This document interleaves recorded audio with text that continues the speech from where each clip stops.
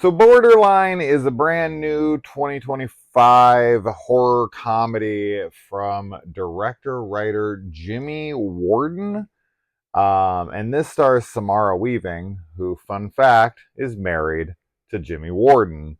So that's why they're working together here. Hmm.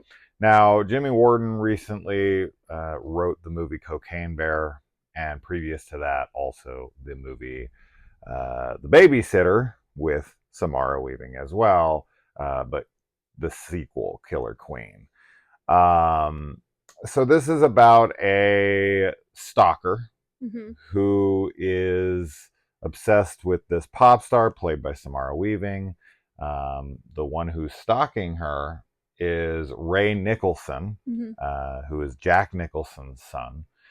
And we most recently saw him in Smile 2. And yeah, I mean, he is. I don't want to give away the opening, but let's just say he's a stalker and he is obsessed with wanting to marry this girl and will go to any lengths to do so. Yes. Now, this is very much on the comedy side.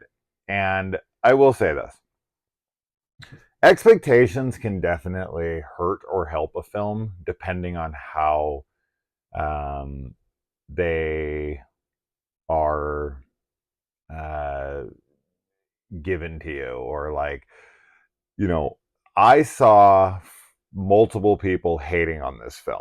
Mm. Friends of mine even were like terrible. They were like, this is terrible. Gave it a 1 star Yeah. on Letterboxd and stuff, and I was like, whoa, a Samara Weaving film with a 1 star? That's kind of wild to me. Like, how bad is this movie? So my expectations were then diminished quite a bit. And the opposite effect can happen in that regard, because when you go in with these high expectations, uh, sometimes the movie can't meet them. But when you go in with no expectations, then you can be pleasantly surprised. And Mm-hmm. that's definitely what happened here, because I have no idea what the hell my friends are talking about. I had a great time with this. And I think because a lot of it had to do with Ray Nicholson's performance in this. He Yeah. is just hamming it up, having the greatest time. And I don't know, man. I guess if you don't buy into the comedy, you're going to hate your time with this. Mm-hmm. But I was laughing a good amount. And yeah, I found the film to be very zany and Very. silly, and like, but my kind of silly. So I guess, yeah, it comes down to that. Like, is this going to be your brand of humor? Or is this going to be your brand of zany? If not, then you'll probably hate it. Mm-hmm. I didn't like Cocaine Bear all that much, Oh so it's yeah. kind of Yeah. odd that it's the same person. But I really enjoyed the hell out of this. Yeah, I remember Cocaine Bear not really working for either of us that much. But I also liked this. I thought it was pretty fun and silly, as you said. And I don't know, it's one of those movies that I feel like you shouldn't take too seriously. It feels kind of reality adjacent at times with Oh, people's, 100%. reactions to things and stuff, or maybe not like believable to how you would really expect people to react, but that's part of the humor, and it all worked for me too. I liked everyone's performance. I thought that Ray Nicholson was fantastic in this. I really liked the ending a lot.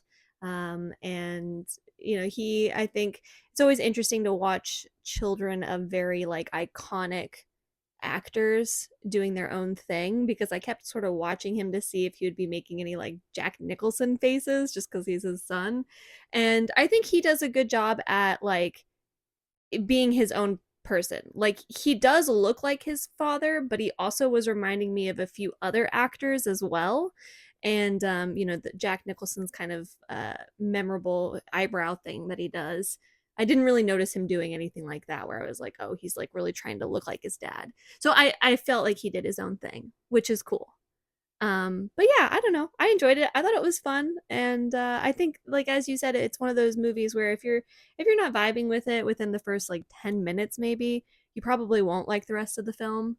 I think that it sets the tone and the humor and everything pretty immediately. So if you're interested, it would be something to give it a shot and see how you're feeling, and if you're enjoying it, then to stick with it for the whole movie.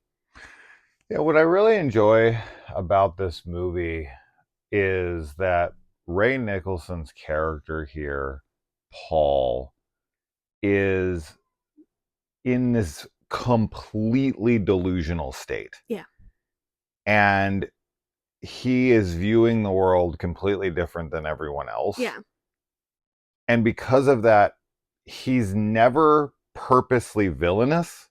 Mm-hmm. He really is bought into what he's doing, and he's having the best time, and he always sees the best version of what he wants to see. Mm-hmm. And the audience gets to sometimes be in on it and sometimes not, but he's always in on it. And it makes for a very interesting and unique villain experience. Yeah, I Right? agree. Because he's never villainous in the movie. He's always just like this. He's like in a romantic comedy movie, but on the outside, unbeknownst to him, he's a horror villain. Yeah.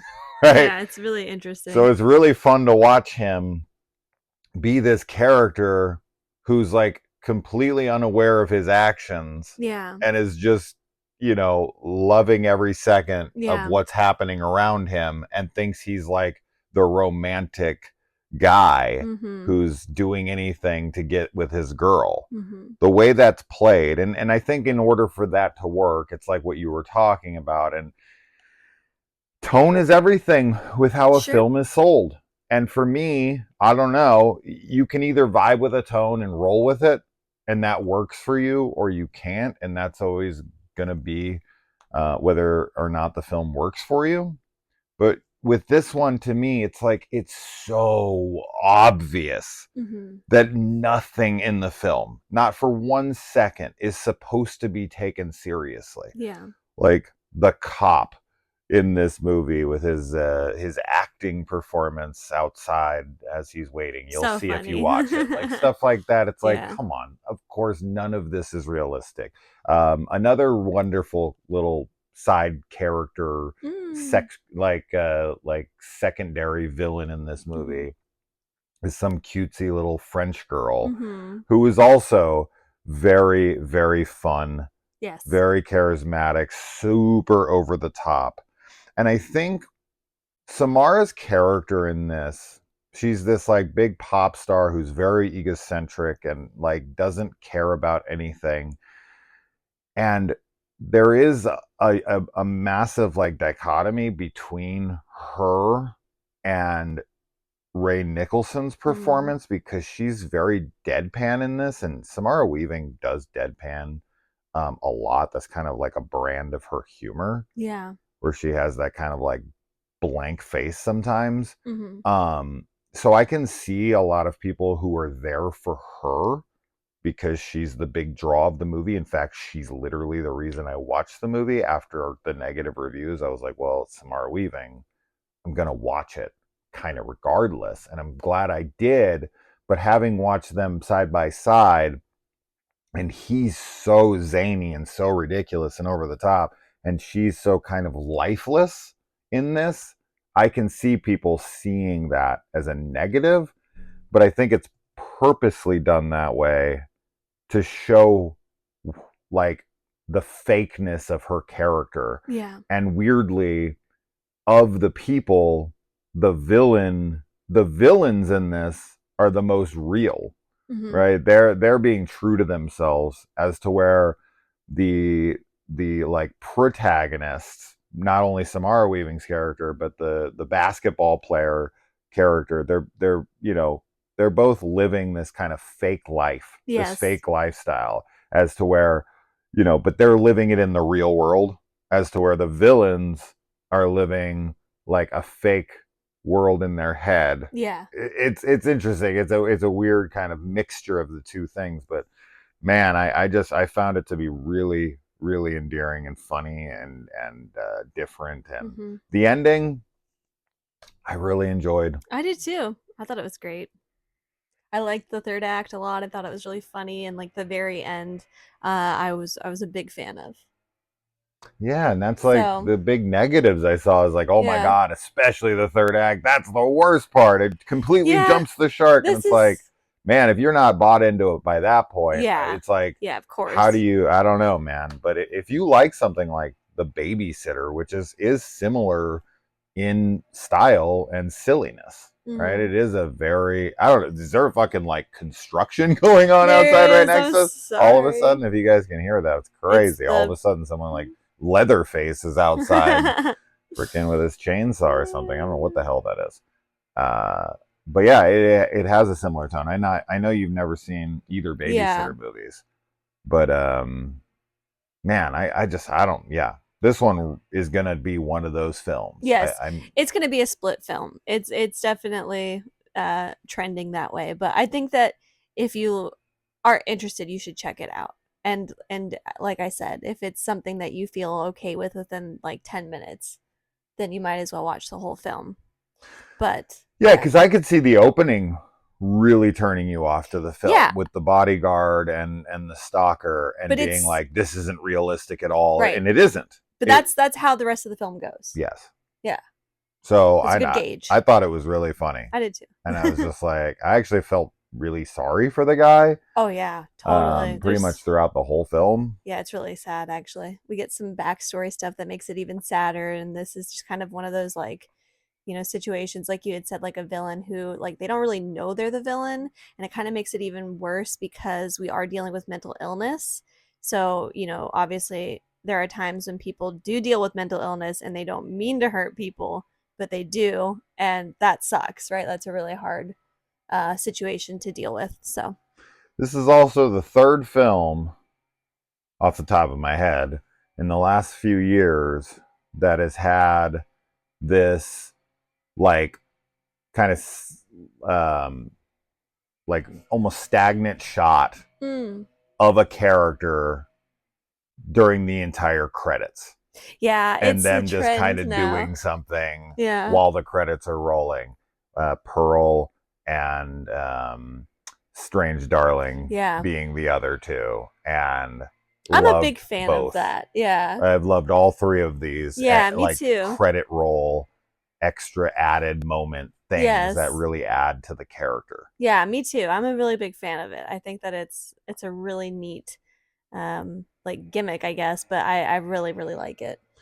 It's just, I don't know, it adds something Yeah. to the end. Like it's, some most people just get up and leave during the credits, and it's like, okay, whatever. Yeah, it But kind of makes you like sit and watch it. yeah, Yeah. because it is like the end of the film. It's the closing Yeah. moments, and you get to do it with it, and it doesn't really need any dialogue, Mhm. right?